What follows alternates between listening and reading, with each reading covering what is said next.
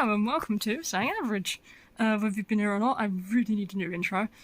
Today apparently is book day, so I thought, why not use that to do something on my channel, because I have ideas, it's just how to do said ideas. But yeah, I have loads of books and folders and notes on different like magical stuff. This is one of them. I won't show you everything, some of it is a little like outdated or personal. This will just be like a sneak peek. But yeah, we have a definition. It's a big, chunky definition, so I'll just shorten it, but basically it explains, it says, Vampire-craft is quite simply magic practiced by vampires. Many forms of magical practitioner can practice vampire-craft, such as pagans, demonolators, or even Buddhists.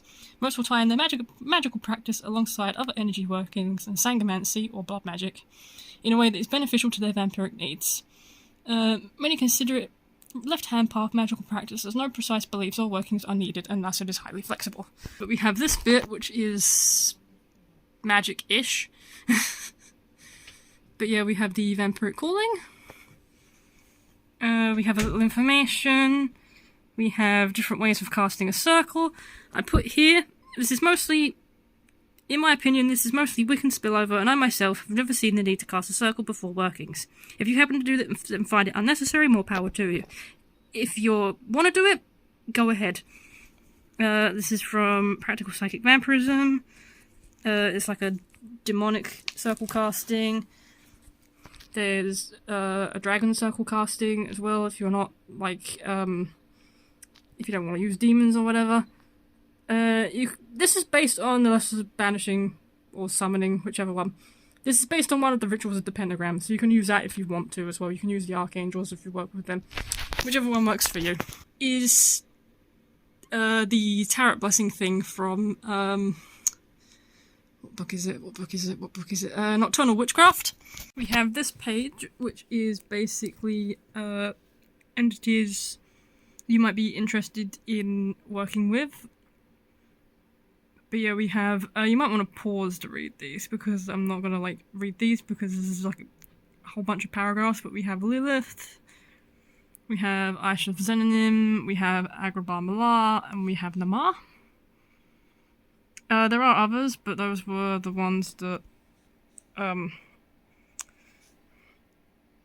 jumped out at the time of writing this. Like I said, some of this is a little outdated, so that's that page. For symbols to know for sigil making. So we have the Ankh, the Egyptian hieroglyph that represents life. Many variations of the Ankh were adopted by goths and vampires alike. Blades Ankh was specifically adopted, blah blah blah blah. We have the Scarab.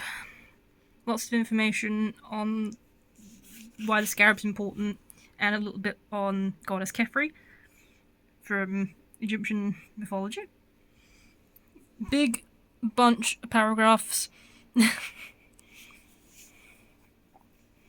But yeah, it's basically symbolism of the scarab, like why it was important to the ancient Egyptians, why it's considered a sacred insect, yada yada. I'm not going to read all of it. I will say this bit.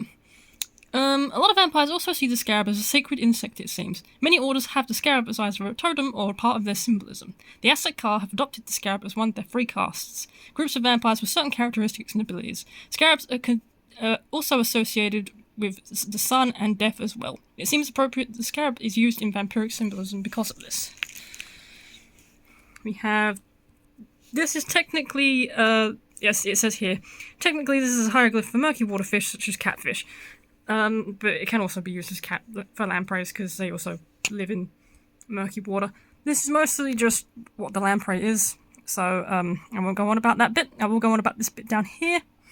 It says, it should be no surprise then that vampires, specifically the Sanguinarians, have taken this blood-sucking fish as the recent addition to some of their symbolism. We have the hieroglyph of blood.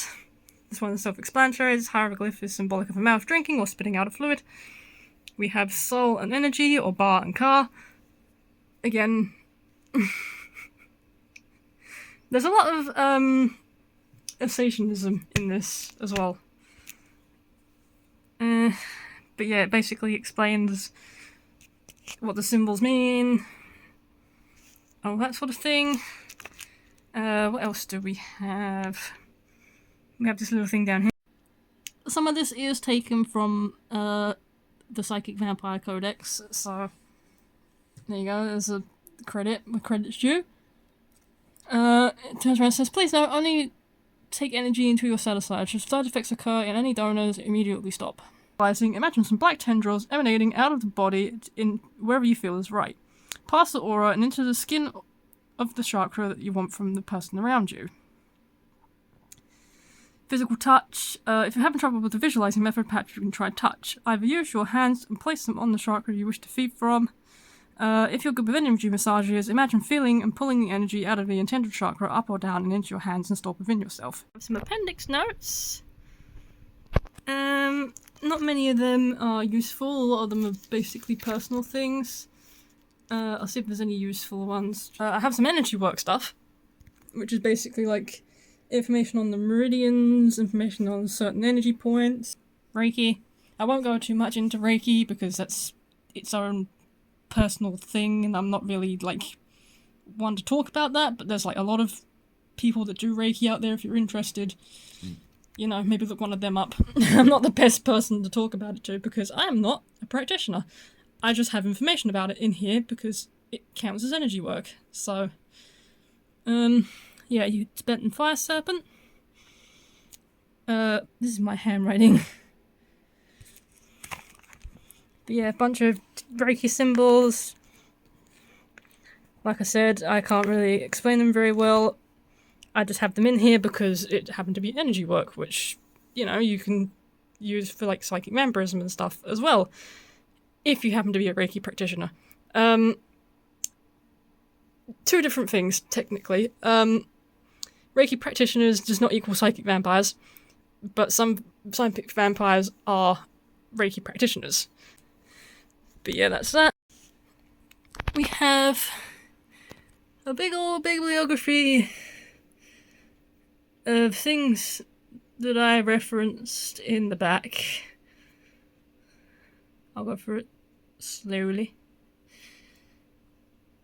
Or slowly-ish.